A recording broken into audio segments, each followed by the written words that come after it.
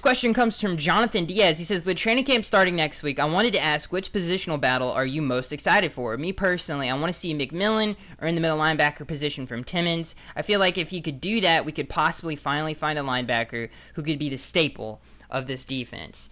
Oh man, the positional battle that I'm most excited for, there's two for me, and the first one is Charles Harris versus Andre Branch. Because obviously on Charles Harris' side, he's had a great offseason so far. He's went above and beyond expectations so far. I mean, everybody's raving about the man's work ethic, his personality, how explosive he's looked on the football field. So now that we're getting into training camp, he's actually going to put pads on, and he's actually going to be hit by the offensive lineman, and especially since he's probably going to be going against Laramie, I want to see him do that. Can he maintain his level of play that he had in OTAs, his work, all that other stuff throughout training camp? Can he still be that explosive player that just jumps off the screen at you in training camp? I cannot wait to see that. And he's going up against Andre Branch for the starting position. And I think Andre Branch, who had a breakout season last year, obviously had 8 sacks, didn't even start the entire 16-game season, and he would have even more sacks if it wasn't for penalties, stupid penalties. And he didn't even start the entire season, had 8 sacks, which is insane. So he had a breakout season last year.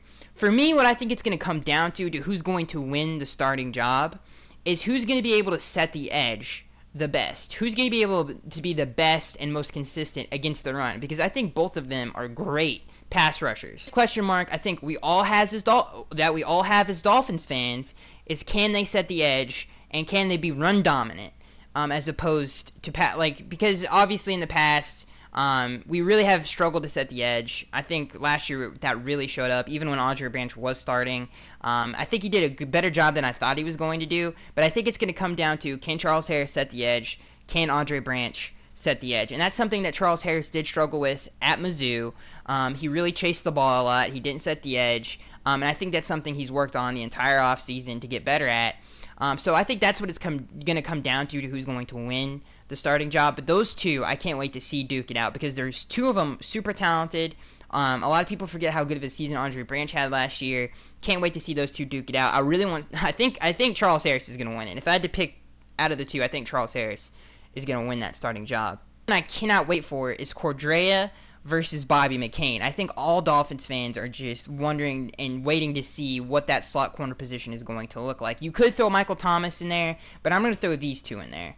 Because Cordrea, when we drafted him, I really thought we were going to groom him to be the future outside corner on our defense. I had no idea. I didn't think that he was ever going to be played in the slot corner. I didn't think he was going to get any playing time his first year. I thought he was just going to be a special teams player. I thought he was going to be a gunner his first year and just going to be groomed to be the future starter on our defense.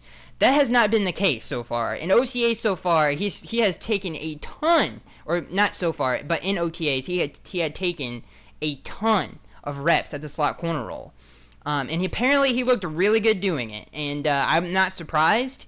I think Cordrea Tankersley is a super athletic corner. I think he's super physical at the line of scrimmage. Some of the things he needs to work on is take his hands off people, 15 yards down the field there. But he plays a lot like Byron Maxwell did coming out of college. And it really surprised me that he has the quickness to be a slot corner. And he's looked really, really, really good doing it. And some of the gripes I have with him is stopping the run. I think it's going to be interesting to see, because in college, teams ran at him.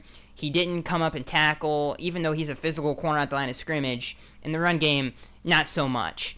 And then on Bobby McCain's side, I think Dolphins fans, I'm not going to say they're sick of Bobby McCain, but they're very, very skeptical of Bobby McCain. And I really want to see if in year 3 of his career that he takes that big jump. Because Bobby McCain, the things that I really like about him is he's ultra competitive. He's a really good physically gifted athlete. I think just some of the things he struggles with is open field tackling. And, some of those things he just really, really struggles with. And in the run game, he struggles with tackling in general. He's not a physical slot corner, which is an underrated part of being a slot corner. So Cordrea versus Bobby is very intriguing. Can the rookie surprise people and say, yeah, well, I am talented enough to start my first year?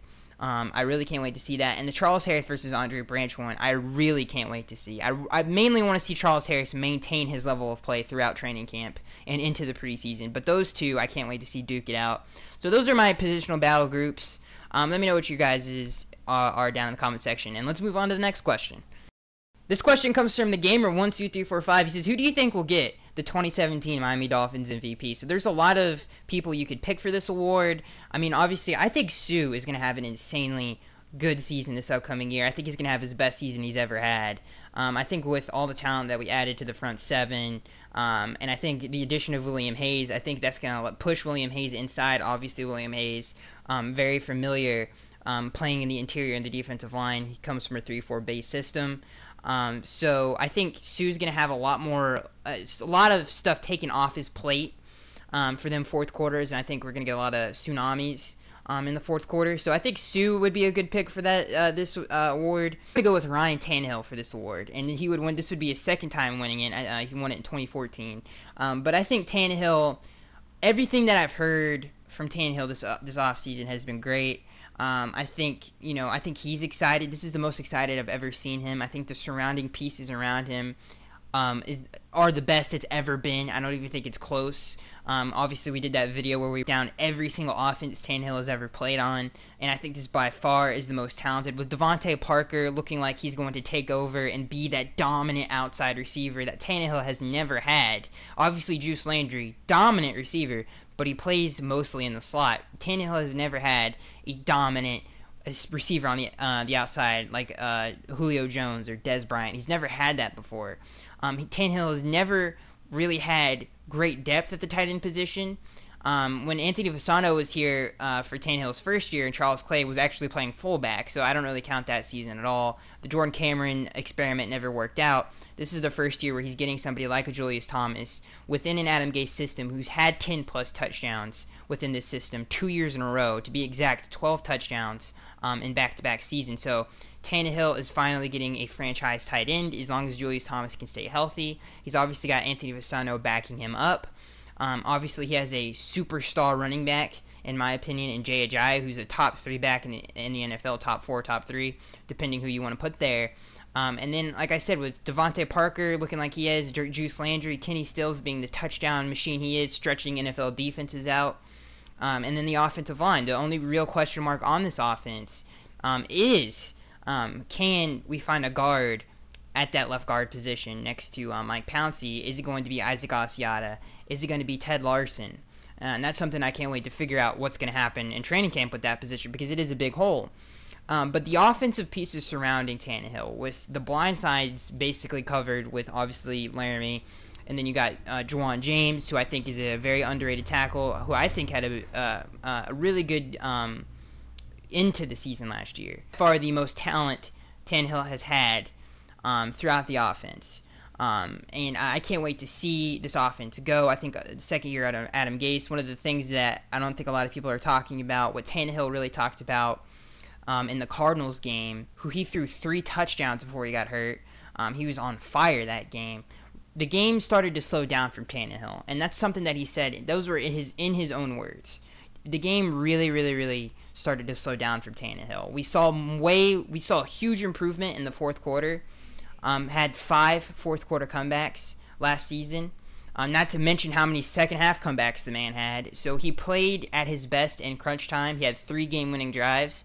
So I think this year, second year in this offense, with the talent around him, I think Tannehill is going to have by far his best season statistically and from the eye test. I think both of those things. I think he's more comfortable than he's ever been in this organization. I don't think he's ever been as comfortable as he is now. I think he has solidified himself as the leader. We heard that from Michael Thomas, and we heard that from Jarvis Landry, and we heard that from Brandon Albert before he left. So I think all of those things, I think Tannehill is finally coming into his own and really feeling at home as a Miami Dolphin for the first time. And I can't wait to see him blow it up this upcoming season, not to mention the relationship he has with Adam Gase. He's never had that kind of relationship and stability within the organization in terms of a head coach relationship with the quarterback. So I can't wait. And we've seen how important that is with Tom Brady and Bill Belichick, with Bruce Arians and Carson Palmer. with Big Ben and Mike Tomlin. And the list goes on and on and on. You have to have that strong bond between a head coach and a quarterback, and I finally think we found that for the first time since Marino and Shula. I think that was the last time we really had it with Adam Gase and Tannehill. So I can't wait to see what happens with Tannehill this upcoming season, and I think he will win for the second time in his career the Miami Dolphins MVP. This question comes from Lou. He says, do you think we will struggle in the running game if Jay Ajayi goes down? I don't think we would struggle. I think a struggle is like, we can barely get a yard, for God's sakes. But definitely we would lose a lot. I think obviously Jay having the most yards after contact by far out of any running back in the NFL should tell you how much production came from just Jay alone, not even just the offensive line, just Jay. So we would lose a lot. I'm not saying we wouldn't. But I don't think we would struggle. I think Kenyon Drake and Damian Williams, those are two big, and Davion Smith, who we don't know about yet, who apparently has looked really, really good so far. I can't wait to see him in training camp and then in preseason. But Kenyon Drake, who I think had a super underrated rookie year and was really overshadowed by an insanely good rookie class last year, really won us games last season. Won us the Jets game, helped win us the Buffalo game, had a really good game in New England. So I think he had a really, really, really good year for a backup running back as a rookie. And I think he can get it done in the receiving game, which I think you're going to see a whole lot more of this upcoming season, and in the running game. Lightning to Jay Ajayi's thunder. He's Mercury Morris-esque in the sense that he can make something out of nothing. You'll be in a 1-yard scrum, and he'll somehow sneak his way out of it and go and completely reverse field. Very, in terms of a New Day, I guess, analogy, very LaShawn McCoy-esque. Gets out of there and somehow finds a way to the end zone, and I think Kenyon Drake can do that. I think he's a very talented runner. He's got great vision. You saw that against the Buffalo Bills. So I think he brings his own style of running to the Miami Dolphins offense, and he's a very versatile back. I think, like I said, I think you're going to see him in the receiving game more. So I think Kenyon Drake more than capable of taking over that role. Now, I don't think Kenyon Drake can take a ton of carries a game. I think you've seen that in his past. Has had a really rich injury history, which is the only gripe I have with Kenyon Drake. Everything else I love about him, but I don't think he's very durable. And behind him, obviously, Damian Williams, who I think he's one of the more underrated Dolphins on the squad. He's a Swiss Army knife of death. You've seen him. He scored touchdowns at fullback. At wide, we split him out wide at wide receiver. He scored touchdowns there. He's made big plays in almost every single game, to be honest with you. He's a very consistent player, and he's a really hard player to bring down. And I think he's not as gifted as a runner as Kenyon Drake is, but he's definitely can be sustainable as a backup to Kenyon. So I think he's more than capable of giving Kenyon a relief role there. And then look at Davion Smith, the undrafted kid Davion Smith, who everybody has raved about this kid, not even just within the Miami Dolphins building, but around the NFL. And I can't wait to see him play in preseason. So even if Jay did go down, I think all three of those guys, especially Kenyon, can definitely pick up the slack in their own way. It might not be as effective as Jay Ajayi, because when you have 900 yards after contact or something, I can't remember the exact number, but I'm pretty sure it's 900, you're definitely going to lose a lot. I do think Jay is a special player. I think he's the best power back we have in the NFL today. I think you're definitely going to lose a lot there. But I think Kenyon Drake could definitely pick up the slack, and I think the guys behind Kenyon can help him do it. This question comes from Mikhail Hansen. He says, I just need to hear it from you. Do you actually think we're going to re-sign Jarvis Landry this offseason, or do you think it's a better idea to wait a year? I don't think, it's not looking good, guys. In terms of, do I think Jarvis Landry is going to sign this year? It's not looking good. From all the reports we've heard, things we've heard this offseason, Jarvis Landry not willing to accept an offer during the season, doesn't want to start negotiations during the season. He's not willing to do that. So contract talks will stop when the season starts. We've heard that, Jarvis Landry is not going to hold out in training camp. And for a receiver of his caliber, obviously receivers have this long history of being prima donnas. Not to hold out is, that goes to show you what kind of character we're working with here. And everything that we've heard that the Dolphins haven't even given him an offer yet this offseason so far, is, I guess it's not good news in some ways. In other ways it is good news. Obviously, Jarvis Landry hasn't turned any offers down. He said, quote, I want to be a Miami Dolphin. So all of those things are positive. But I think we should get a deal done now. Obviously, we can franchise tag him next year.